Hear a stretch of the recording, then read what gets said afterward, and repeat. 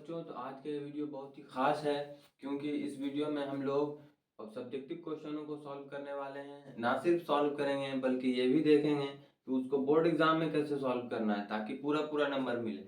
और कुछ क्वेश्चन ऐसे हैं जो हर साल पूछते ही पूछते हैं, उन क्वेश्चनों को भी मैं बता दूंगा कि इस टाइप के जो क्वेश्चन है वो हर साल एग्जाम में पूछे जाते हैं। उनकी तैयारी अच्छे से कीजिएगा क्योंकि वो उन क्वेश्चनों को एग्जाम में बिल्कुल भी छोड़कर नहीं आए। तो शुरू करते हैं आज का वीडियो। और क्वेश्चन जो है इस आपके स्क्रीन पे शो कर किया करेगा, वहां से आप पहले क्वेश्चन को सॉल्व कीजिएगा। और फिर अगर सॉल्व नहीं हो, कुछ दिक्कत परेशानी हो, तो फिर वीडियो को आगे चलाकर उसका सॉल्यूशन देख लेना है। ठीक है, तो बढ़ते हैं आज का पहले क्वेश्चन की तरफ। और आज का पहला क्वेश्चन है, यूक्लिड के विभाजन एल्गोरिथम का प्रयोग कर 570 एवं 1425 का मौसा निकालें। किसके किसके बीच का मौसा निकालना है? एग्जाम में जैसे सॉल्व करना है मैं उस तरीके से बता देता हूँ। सॉल्व में पहले लिखना है, उसके बाद प्रश्न से जो चीज दिया हुआ वो चीज लिखना है। प्रश्न से दे रखा है 570 और 1425 का मौसा निकालें। यही कह रहा ना प्रश्न, लिख दिए, उसी चीज को हम लोग लिख दिए। अब दो संख्याओं के बीच यूक्लिड विभाजन से मौसा निकालना ये थोड़ा सा डिफिकल्ट हो जाता है, सब बच्चों को यूक्लिड विभाजन नहीं समझ में आता है। तो किस तरीके से इसको सॉल्व करना है, आइए इसका सबसे आसान तरीका मैं आपको आज बता देता हूँ। ठीक है, मौसा निकालने का सबसे आसान तरीका होता है भाग विधि। भाग विधि से मौसा निकाला जाए। ठीक है, तो पहले इसका रफ में भाग विधि से मौसा निकालते हैं। किस चीज में? रफ में मौसा निकाल लेते हैं भाग विधि से। आइए, 570 1425 कितना बार में लगेगा? तो दो मरतबा में 0 7 दूनी 14 के 4 हाथ में 1, 5 दूनी 10 और 1 11, 5 12 में से 4 गया तो 8, 3 में से 1 गया तो 2 और ये खत्म। 282। अब ये वाला यहाँ पे उतरता है 570 कितने मरतबा में? तो दो मरतबा में लगाएंगे तो 5 दूनी 10 के 0, हाथ में बचा 1, 8 दूनी 16 और 1 17 के 7, हाथ में 1, 2 दूनी 4 और 1 5 आ गया, ये खत्म हो गया। तो यहाँ पर जो बचता है वही तो मौसा होता है, यानी मौसा बराबर कितना आ गया हम लोगों को? 285। लेकिन रफ में आया, ध्यान दीजिएगा, बोला है यूक्लिड विभाजन से सॉल्व करने के लिए। यूक्लिड विभाजन से कैसे सॉल्व करेंगे? अब यहाँ लिखेंगे हम लोग यूक्लिड विभाजन प्रमेय से। देखिए कैसे सॉल्व, बस सरिया देना है, सरिया देंगे। देखिए कैसे सरियाएंगे? 1425 वहां देख देख के सरिया देना। 570 कितना से गुना किए थे? 2 से गुना किए थे। शेषफल कितना आया था? तो 285 आया था। इतना में भाग दे रहे थे, इतना से दे रहे थे, 2 मरतबा में लगाए थे और शेषफल कितना आया था? 250। अब फिर आगे क्या कर रहे हैं? तो 570 में लगा रहे हैं, कितना से? तो 285 से। कितना बार लगाए हैं? तो 2 बार लगाए हैं। शेषफल कितना आया? 0। जैसे ही शेषफल 0 आ जाता है तो यही वाला टर्म तो मौसा होता है, यही तो मौसा होता है। तो मौसा बराबर क्या हो गया? मौसा बराबर हो गया 250। ये हमारा आंसर। एग्जाम में अगर आप इस तरीके से सॉल्व कीजिएगा तो 2 नंबर का क्वेश्चन है तो आपको 2 नंबर निश्चित तौर पे मिलेगा। और चूंकि इसका हम लोग रफ में आंसर निकाल चुके थे पहले ही और वही आंसर यहाँ भी आया, तो गलती होने की चांस एकदम खत्म, 2 नंबर मिलेगा ही मिलेगा। बढ़ते नेक्स्ट क्वेश्चन की तरफ।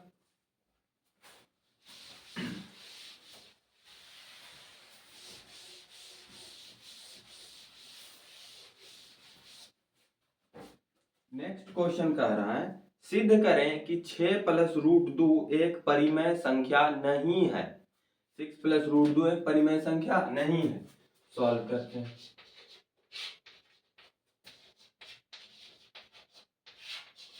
प्रश्न से दिया है सिद्ध करें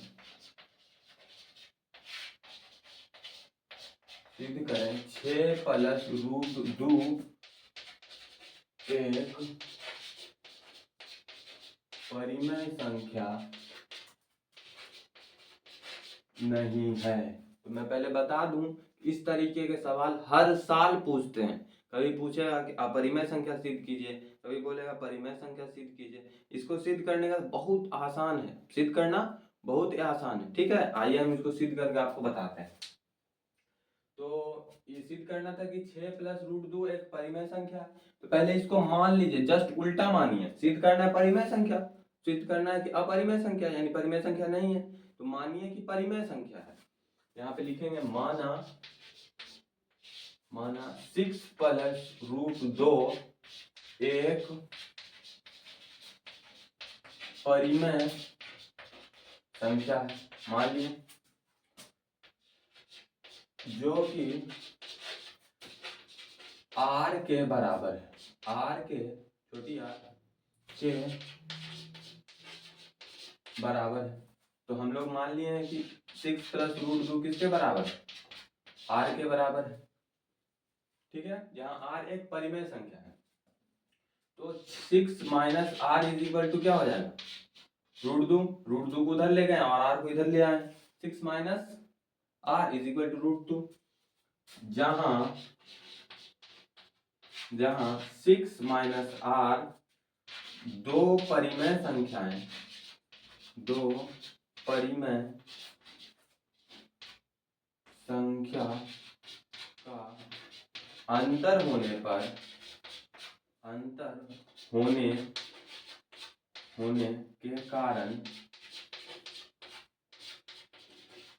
एक परिमेय संख्या है,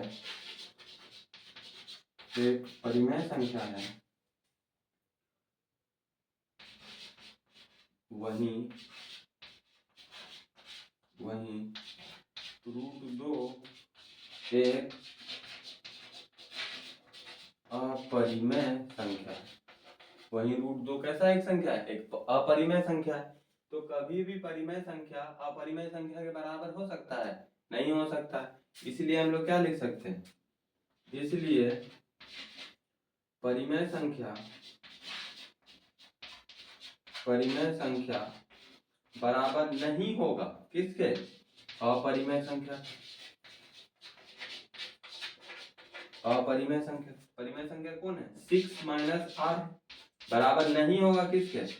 रूट 2। जब बराबर नहीं होगा तो क्या होगा? हमारी मान्यता गलत हो जाएगी कि 6 प्लस रूट 2 एक परिमेय संख्या है ना। तो हम लोग लिख देंगे उसी चीज को। अतः हमारी मान्यता गलत है कि 6 प्लस रूट 2 एक परिमेय संख्या है। अर्थात 6 प्लस रूट 2 एक परिमेय संख्या नहीं है, एक परिमेय संख्या नहीं। और यही तो सिद्ध करना था कि 6 प्लस रूट 2 एक अपरिमेय संख्या है, यानी परिमेय संख्या नहीं है। तो यहाँ पे लिख देंगे प्रूव। ये क्वेश्चन हर साल पूछता है, कभी अपरिमेय करके पूछेगा, कभी परिमेय करके पूछेगा। लेकिन इसको सॉल्व करने का सिंपल तरीका है। अगर अपरिमेय सिद्ध करने के लिए बोले तो परिमेय मान लेना कि परिमेय संख्या, ऑटोमेटिक लास्ट में आते आते वो अपरिमेय संख्या दिखने लगेगा आपको। अगर परिमेय संख्या सिद्ध करने के लिए बोले तो अपरिमेय मान लेना है, और लास्ट में आते आते ये देखिए 6 माइनस r एक परिमेय संख्या जो कि नहीं बराबर है किसके? रूट 2 जो कि अपरिमेय संख्या है। परिमेय संख्या नहीं बराबर है अपरिमेय संख्या के। अतः हमारी मान्यता गलत है कि 6 प्लस रूट 2 एक परिमेय संख्या है, अर्थात 6 प्लस रूट 2 एक परिमेय संख्या नहीं है। क्योंकि यहाँ परिमेय संख्या नहीं था, इसीलिए क्वेश्चन में परिमेय संख्या नहीं है, इसीलिए हम भी यहाँ पे क्वेश्चन लिख दिए हैं कि एक परिमेय संख्या नहीं है। इस तरीके से अगर आप सॉल्व कीजिएगा, मैं हट जाता हूँ, इस तरीके से अगर सॉल्व कीजिएगा तो 2 नंबर निश्चित तौर पे मिलेगा। और इस तरह का क्वेश्चन हर साल एग्जाम में पूछता है, नहीं छूटे इसलिए मैंने बता दिया। बढ़ते हैं नेक्स्ट क्वेश्चन की तरफ। पहले बोर्ड साफ कर लेता हूँ।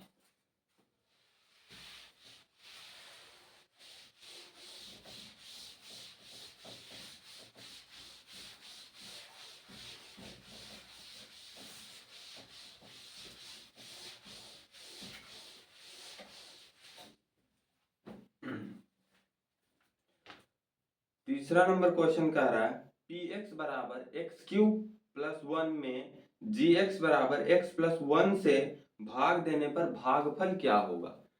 ठीक है, तो इसको भाग देना है। आइए एग्जाम में कैसे सॉल्व करेंगे। सॉल्व पहले लिख देना है, उसके बाद लिखना है प्रश्न से पी एक्स का मान दिया हुआ है। पी एक्स का मान कितना दिया हुआ है, एक्स क्यूब प्लस 1 एवं जी एक्स बराबर कितना दिया हुआ,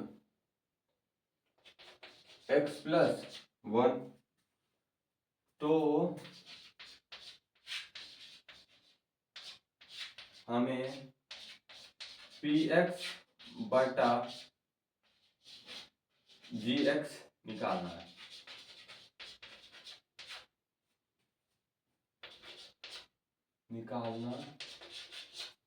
यही निकालना है, सिंपल है, भाग देना है। आइए भाग देते हैं। जी एक्स कितना है, एक्स प्लस 1 से भाग देना है एक्स क्यूब प्लस 1। भाग देते हैं। क्या हम इसमें किस चीज से गुना करें, इस x में किस चीज से गुना करें कि x क्यूब हो जाए। क्या x से गुना करने पे x क्यूब होगा, x इंटू एक्स स्क्वायर ही ना होगा, इसलिए हम लोग को यहाँ x स्क्वायर से गुना करना होगा। x स्क्वायर से गुना करेंगे तो क्या होगा, यहाँ x क्यूब हो जाएगा, फिर एक्स स्क्वायर प्लस 1 से गुना करेंगे तो आएगा एक्स स्क्वायर। बस यहाँ प्लस है तो माइनस कर देंगे, यहाँ प्लस है तो यहाँ माइनस कर देंगे। प्लस माइनस से कट गया, ये कितना आया माइनस एक्स स्क्वायर प्लस में 1 बचा। अब यहाँ पर किस चीज से गुना करेंगे, तो यहाँ प्लस है यहाँ माइनस है, प्लस माइनस माइनस। बात समझ में आई, प्लस माइनस माइनस। और अगर x से गुना करेंगे तो x इंटू एक्स स्क्वायर भी हो जाएगा। कितना हो गया, minus plus minus x into x तो x square plus minus x into 1 तो माइनस एक्स।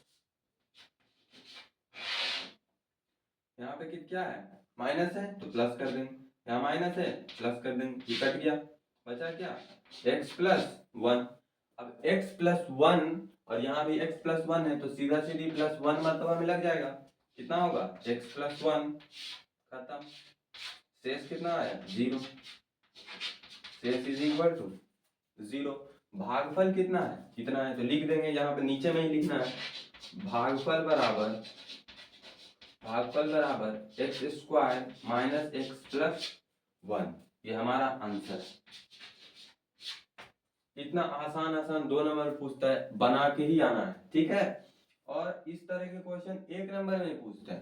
क्या पूछता है, पूछेगा कि दो इसी तरीके से बहुपद दे रखेगा और पूछेगा कि भाग देने पर भाग का घात कितना आता है। ऑब्जेक्टिव का बता रहे हैं, भागफल का घात कितना आता है, तो इसका घात कितना है 1 है। अगर इसी सवाल में पूछ दें कि भागफल का घात कितना होगा, तो यहाँ पे इस x का घात कितना है 1 और यहाँ पे कितना है 3, तो सीधा 3 में से 1 को घटा दीजिए, भागफल का घात 2 ही आएगा। देखिए भागफल का घात 2 है। समझ गए। बढ़ते हैं अगले क्वेश्चन की तरफ।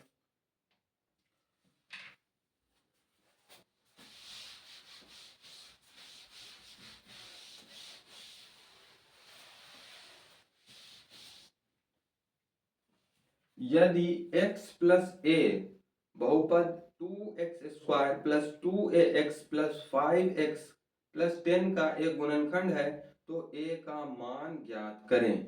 यहाँ पे x प्लस 1 जो है बहुपद का एक गुणनखंड है, ठीक है। सॉल्व करते हैं इसको। प्रश्न से x प्लस a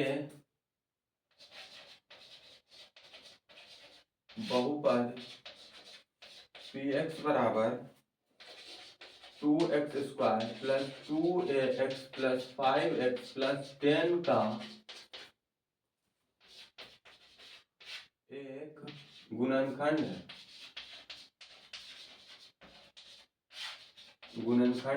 तो गुणनखंड x प्लस a है तो शून्य क्या हो जाएगा, x माइनस a एक शून्यक होगा, इसलिए x माइनस a एक शून्यक होगा। यानी कि अगर बहुपद में x का मान, इस बहुपद में x का मान माइनस a रख दिया जाए तो बहुपद 0 के बराबर हो जाता है। x का मान कितना दिया हुआ है, x बराबर दिया हुआ है 2x² plus 2ax plus 5x plus 10। अब इसमें x का मान कितना रख देंगे हम लोग, इसमें x का मान रख देंगे माइनस a, तो क्या हो जाएगा 2 माइनस a का स्क्वायर प्लस 2a x के जगह पे माइनस a, फिर प्लस 5 की जगह पे x के जगह पे माइनस a प्लस 10। एक रख देने पर बहुपद किसके बराबर हो जाता है, 0 के बराबर, यानी 0 is equal to 2a² minus plus minus 2a² minus 5a plus 10। Minus 5a कैसे हुआ, प्लस माइनस माइनस 5a, ठीक है। 2a² से 2a² कट गया, घट गया तो 0 हो गया, ठीक है। माइनस 5a इस तरफ आएगा तो प्लस में हो जाएगा, 5a इज इक्वल टू 10, तो a इज इक्वल टू क्या आया 2, यही हमारा आंसर है। आंसर को इस तरीके से घेर दीजिएगा तो कॉपी चेक करने वाले को आपका आंसर तुरंत दिख जाएगा, ये हमारा आंसर है। इस तरीके से सॉल्व करना है आपको। बढ़ते हैं नेक्स्ट क्वेश्चन की तरफ।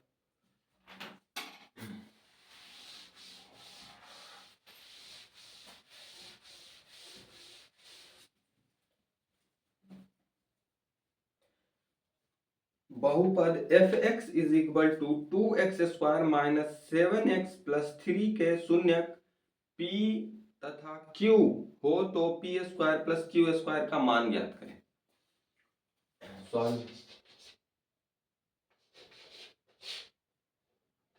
प्रश्न से क्या दे रखा है, प्रश्न से दिया है एक बहुपद है fx 2x² minus 7x plus 3, इसका दो शून्यक है, fx इज इक्वल टू इतना के दो शून्यक p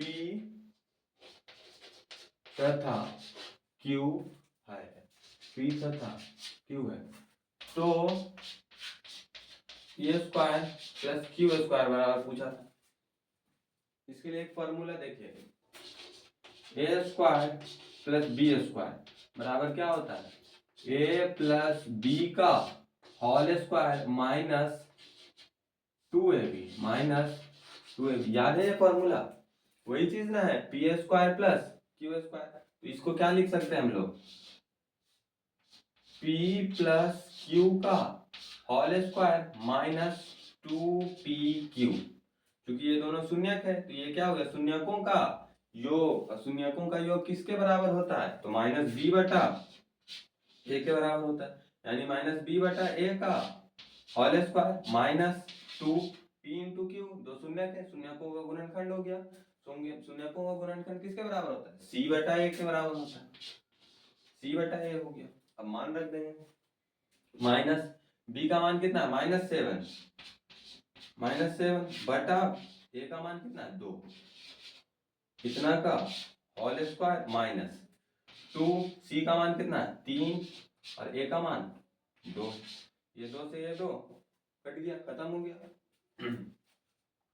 यहाँ पे ये माइनस माइनस प्लस हो गया, और 7 का स्क्वायर 49 और 2 का स्क्वायर 4 माइनस 3, भिन्न का घटाव है 49 बटा 4, सीधा इसका एलसीएम कितना आएगा 4 आएगा, ये हो गया 49, इधर माइनस में 12 घट के 37 बटा 4, ये हमारा क्या हो गया आंसर हो गया। यही हमारा आंसर है। इस तरीके से सॉल्व करना है। बढ़ते हैं नेक्स्ट क्वेश्चन की तरफ।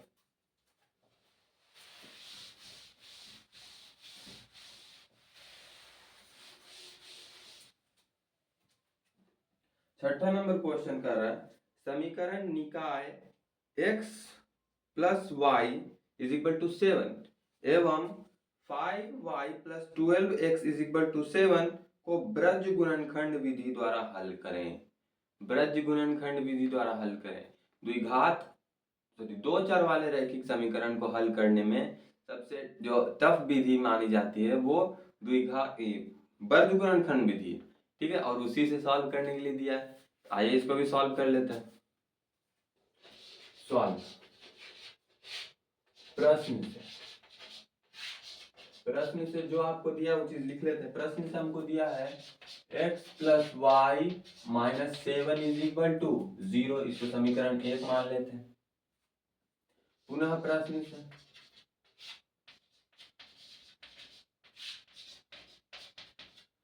प्रश्न से 12x plus 5y minus 7 is equal to 0। इसको समीकरण 2 मान लेते हैं। अब ब्रज गुणनखंड विधि से हल करना है तो थोड़ा टफ विधि है, गलती हो सकता है। गलती नहीं हो, आंसर सटीक आए, इसके लिए क्या करें? कुछ ऐसा उपाय होगा जिसको अपनाने पे गलती नहीं होगा? हाँ, उपाय है। पहले रफ में इसको लुप्तीकरण विधि से सॉल्व कर लीजिए, या उसी को विलोपन विधि कहते हैं, विलोपन विधि से सॉल्व कर लीजिए रफ में। आइए इसको रफ में सॉल्व कर लेते हैं। RAUGH रफ में सॉल्व करते हैं। इसमें 5 से गुना करें, 5 से गुना करते हैं। 5x plus 5y is equal to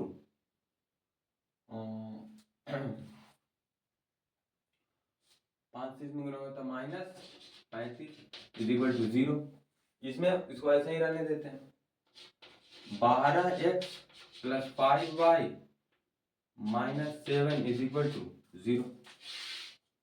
minus minus plus, ये खत्म हो गया। ये कितना है? Minus 7x is equal to minus 7 minus 28। 35 में 7 गया तो 28 इज इक्वल टू 0। तो minus 7x is equal to 28 minus 7 से 28 माइनस 4 होता है, यानी x इज इक्वल टू 4 आया। तो y इज इक्वल टू कितना आएगा? y x is equal to minus 4 आया, तो y इज इक्वल टू आ जाएगा आपको 11। x is equal to minus 4 और y इज इक्वल टू 11। ब्रज गुणनखंड विधि से भी सॉल्व करने पे आंसर इतना ही आना चाहिए। आंसर हम लोगों को पहले से ही पता चल गया। आइए ब्रज गुणनखंड विधि सॉल्व करते हैं। ब्रज गुणनखंड विधि में x चर को लेते हैं। अब ये गुना होगा इससे, यानी कि 1 गुने माइनस 7 माइनस 5 गुने minus 7 is equal to y बटा। अब y चर को लेते हैं। y को लेंगे तो फिर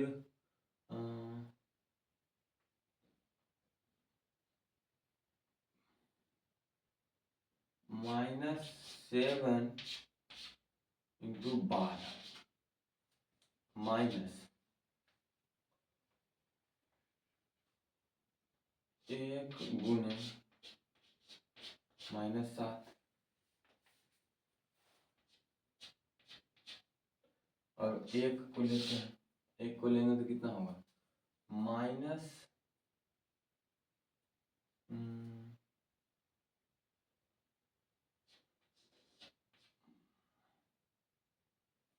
1 को लेंगे तो 5 गुना 1 माइनस फिर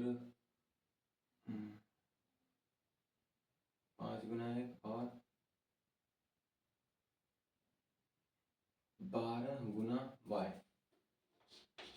12 गुना 1।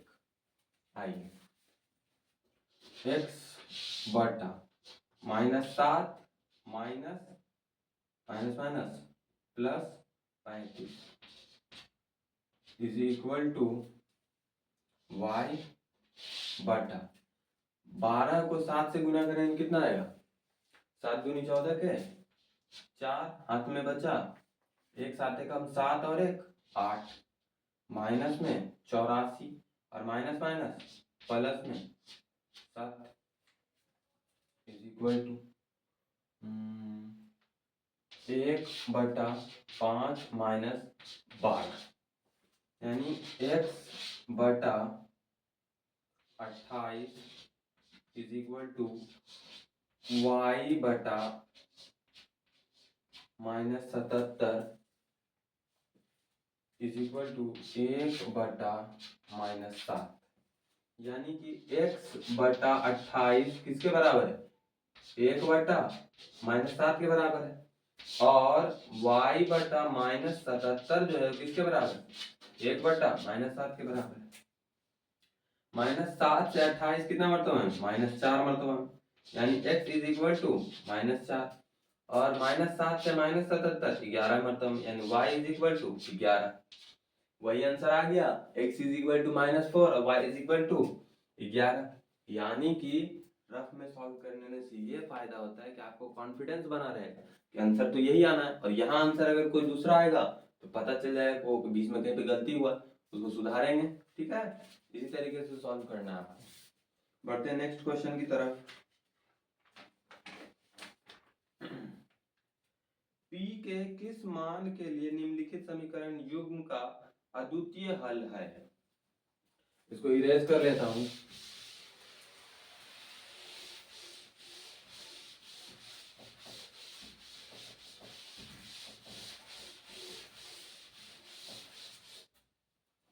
p के किस मान के लिए समीकरण युग्म का अद्वितीय हल है? आइए सॉल्व करते हैं। प्रश्न से जो समीकरण युग्म दिए हुआ है उसको लिखते हैं। प्रश्न से समीकरण युग्म दिए हुआ हम लोगों को 2x plus 2y plus 2 is equal to 0 और दिया हुआ है 4x plus 3y plus 8 is equal to 0। तो पूछ रहा है, कह रहा है कि p का ऐसा कौन सा मान होगा जिसके लिए इस समीकरण निकाय का अद्वितीय हल हो। p के किस मान के लिए? तो आइए उस मान को निकालते हैं। अद्वितीय हल होने के शर्त क्या है? अद्वितीय हल के शर्त क्या शर्त है? a1 बटा a2 बराबर नहीं होना चाहिए b1 बटा b2 के, यही शर्त है। a1 बटा a2 कितना है? 2/4 बराबर नहीं होना चाहिए किसके? 2/p के। यानी या इसको देखने के बाद पता चलता है कि p का मान कभी भी 4 के बराबर नहीं होना चाहिए। अगर p का मान 4 के बराबर हो गया तो इस दोनों समीकरण निकाय का कभी भी अद्वितीय हल नहीं आ पाएगा। ठीक है, तो हमारा आंसर क्या हो गया कि p इज इक्वल टू -4 होने की स्थिति में इसका अद्वितीय हल होगा। ये आंसर है। बढ़ते नेक्स्ट क्वेश्चन की तरफ।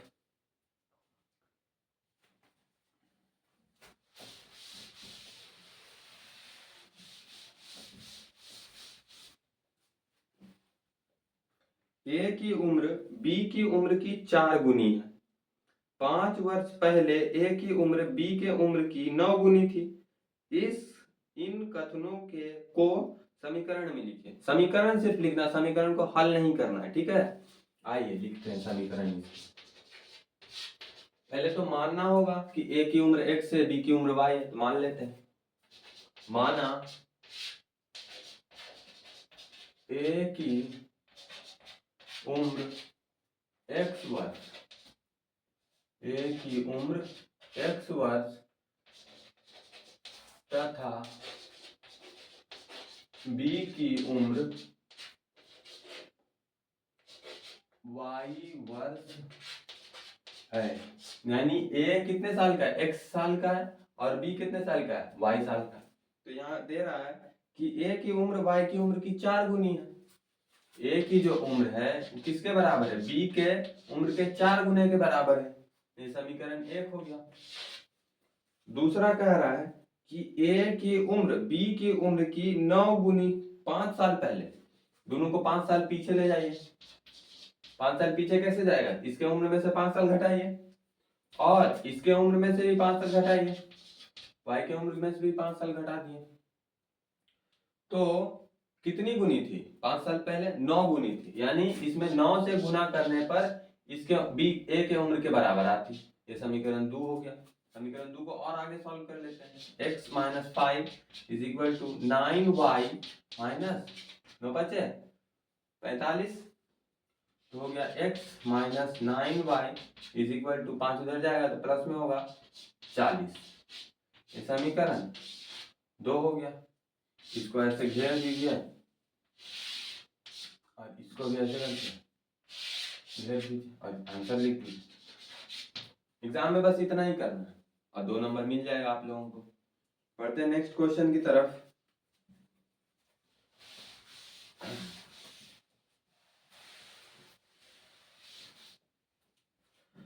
द्विघात सूत्र का उपयोग कर समीकरण इतना के मूल ज्ञात करें। जी हाँ, द्विघात सूत्र का इस्तेमाल करना है।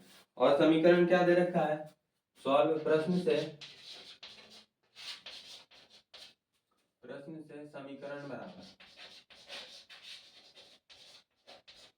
समीकरण बराबर है, समीकरण है क्या दिया हुआ है, px², कहाँ लिख दिए जल्दी जल्दी लिख रहा है। समीकरण दिया हुआ है x² plus 7x plus 10 is equal to 0। इसमें x का मान निकालना है लेकिन द्विघात सूत्र का इस्तेमाल करना है। तो इस समीकरण में a बराबर कितना है, a का मान 1 है, b बराबर कितना है 7 है, c बराबर कितना है 10 है। तो विवेचक d का मान निकल जाएगा। d बराबर क्या निकलेगा, b² माइनस 4ac। d का मान कितना है 7, यानी 7 का स्क्वायर माइनस 4, a का मान कितना है 1 और c का मान 10। 7 का स्क्वायर 49 माइनस 10 चौक 40, यानी घट के कितना आया 9। b का मान कितना आ गया 9 आ गया। तो मूल कैसे, मूल का फॉर्मूला क्या है, मूल का फॉर्मूला होता है -b प्लस माइनस √b बटा 2a। क्या यही फॉर्मूला है, हाँ सर यही फॉर्मूला है। इसमें मान रख देते हैं, आइए मान रखिएगा, एक बार प्लस के साथ रख दीजिए, एक बार माइनस के साथ रख देते हैं।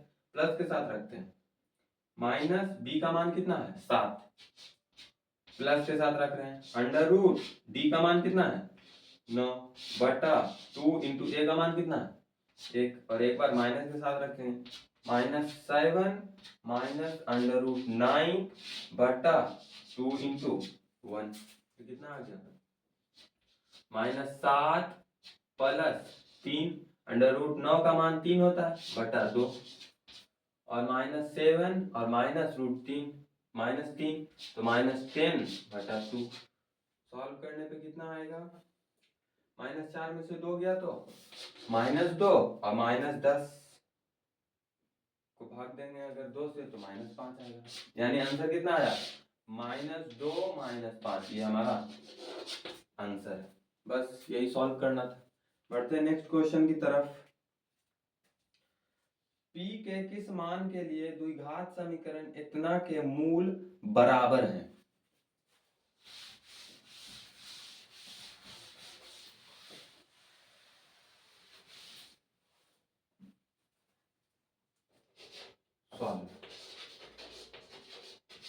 प्रश्न से जो चीज दिए हुआ है उसको पहले लिख लेते हैं। प्रश्न से समीकरण दे रखा है हम लोग को, द्विघात समीकरण दे रखा है। समीकरण बराबर दिया है px² minus 5x plus 3 is equal to 0। तो पूछ रहा है कि p के किस मान के लिए इस समीकरण का जो मूल निकलेगा वो आपस में बराबर होंगे। तो किसी भी समीकरण का मूल बराबर होगा होने की स्थिति में उसके विवेचक का मान 0 के बराबर होता है, यानी d का मान जो किसके बराबर होगा 0 के बराबर होने की स्थिति में ही विवेचक मूल बराबर होंगे, यानी b स्क्वायर माइनस 4ac का मान 0 के बराबर होना चाहिए। इसमें b कितना है, -5 है, -5 का स्क्वायर माइनस 4a का मान कितना है, p है, और c का मान 3 है। p किसके बराबर होना चाहिए, 0 के बराबर होना चाहिए।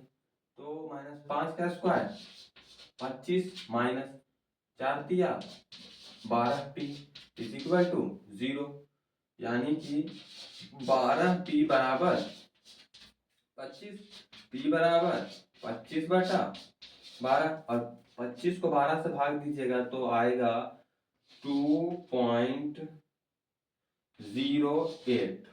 p का मान कितना निकल के आया, p इज इक्वल टू आया 2.08, यानी कि इस समीकरण में अगर p का मान 2.08 रख दिया जाए तो इस समीकरण द्विघात समीकरण का जो मूल होंगे वो आपस में बराबर होंगे, ठीक है। और इसमें एक इम्पॉर्टेंट बात बताना ये था कि जो पहला दूसरा क्वेश्चन है वो हर साल एग्जाम में पूछता ही पूछता है, उसको सॉल्व करके ज़रूर से ज़रूर आइएगा। और इस वीडियो को आखिरी करने के लिए इसमें एक शेर बोलना चाहूँगा कि खुद ही को कर बुलंद इतना कि हर तकदीर से पहले खुदा बंदे से खुद पूछे बता तेरी रजा क्या है। खूब मेहनत करके एग्ज़ाम की तैयारी कीजिए, तब तक के लिए जय हिंद।